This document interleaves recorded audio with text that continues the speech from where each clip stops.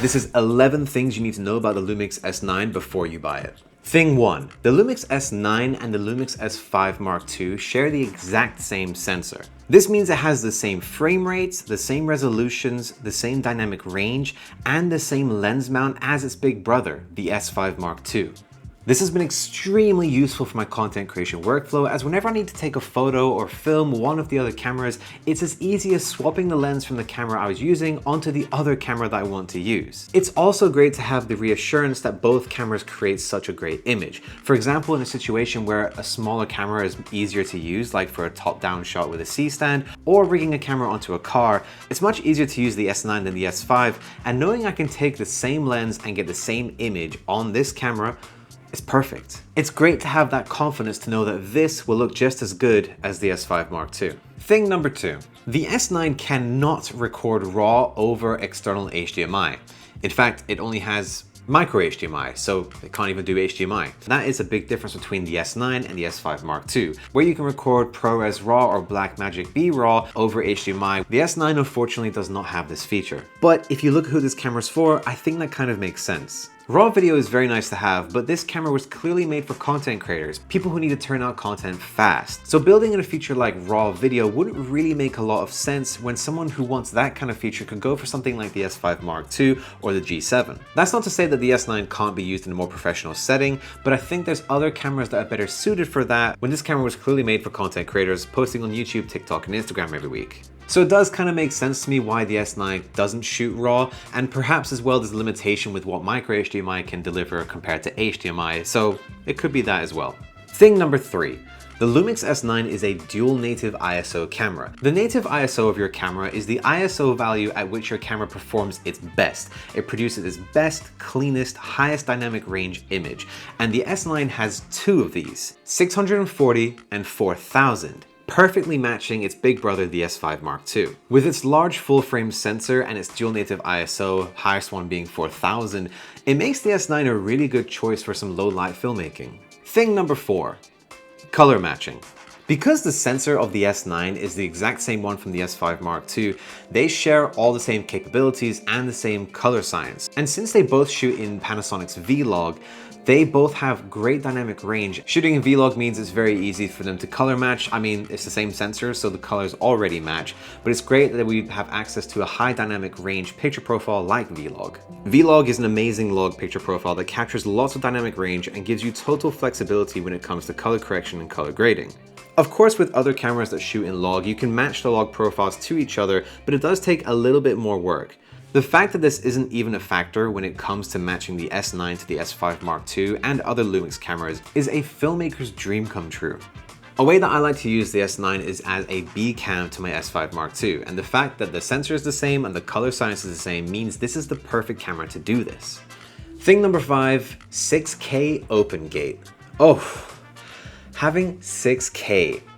Let alone the fact it's opengate, but 6K in such a small full frame camera is insane. But the fact we can do opengate opens so many more doors for us as filmmakers. More resolution means a sharper image, especially if we're downsampling to 4K or even 1080p. It also means we have more information for VFX and more information for stabilization. But what really excites me the most about the 6K is the fact that we can shoot it in opengate. Opengate means we use the full height and width of the sensor, and this is a 3x2 sensor, meaning that we have more height in the shot compared to a 16x9 sensor like some of the Sony cameras out there. Now 16x9 is what this video is, it's what most videos are, but a 3x2 image looks like this. One great way of using opengate is for creating social edits. If you're looking to repurpose something that you filmed for a landscape domain like YouTube into a portrait platform like TikTok or Instagram, filming in opengate gives you the height to do this way more easily, rather than having to film the same thing twice, which 1 might not be possible depending on what you're filming or the situation, and 2 is just really annoying. The other benefit of opengate is for anamorphic lenses. Because we've got a 4x3 sensor in here, when you film on an anamorphic lens, you get the correct aspect ratio. With a 16x9 sensor, the D-squeeze on an anamorphic shot is a bit too wide, and you kind of need to crop the ends off to get the correct 2:35.1 aspect ratio. I will correct myself on screen if that's not the correct aspect ratio. But shooting on a 4:3 sensor, we get that naturally when shooting in anamorphic. It's not the biggest deal you have to crop something, but the fact it's less work means it's just nice, you know, it's easier. Oh, and I should explain. Anamorphic lenses work by giving you more width in your shot. Anamorphic lenses work by distorting the width of an image to capture a wider field of view, which you then de-squeeze in post-production to create a widescreen video naturally. You can still use it with a 16:9 sensor, so you Sony users are fine, but it just works better with a 4:3 sensor. Thing number 6, MP4 Lite. This point kind of continues from the opengate point that I just mentioned, but it's exclusive to the Lumix S9. We shoot in opengate, which is great, but the S9 has a codec called MP4 Lite, where you film in 3.8K opengate. But what makes this codec even more unique is that you have a really low bitrate of 50 megabits per second, which then allows you to transfer the footage from your camera straight to your phone using the Lumix Lab app. This means you can shoot something and upload it like that onto TikTok and Instagram. Thing number 7, in-camera raw photo processing. With the S9 being so small, I think it's a great camera to take on the go and shoot some photos. But what makes it even more interesting is the fact that you can process your raw photos in camera before sending it over to your phone. Having a 24 megapixel sensor, full frame, you get nice crisp photos out of this thing with the amazing Lumix color science. Once you've shot some stuff though in RAW, perhaps you're wanting to edit it, and you can actually do this in camera as well. There is a built-in RAW photo processing, and you can do everything that you can do, well, almost in Lightroom, like, you know, changing the exposure, the highlights, the shadows, saturation, things like that. And you can even apply LUTs that you have built into your camera so that you can get the tones that you're after using the colors that you know. And when you're done, you save it and it creates a copy of the image you were editing, so it's a non-destructive process and you still have the original RAW if you want to edit it on your laptop later. Thing number 8, there is a crop.